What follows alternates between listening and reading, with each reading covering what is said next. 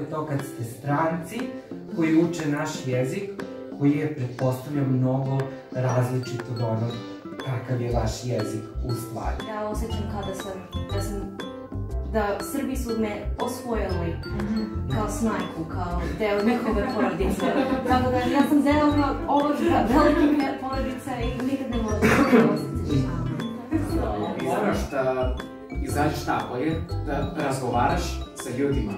To je najbitniji način.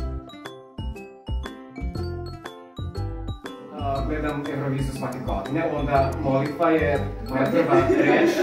Živeli. Živeli.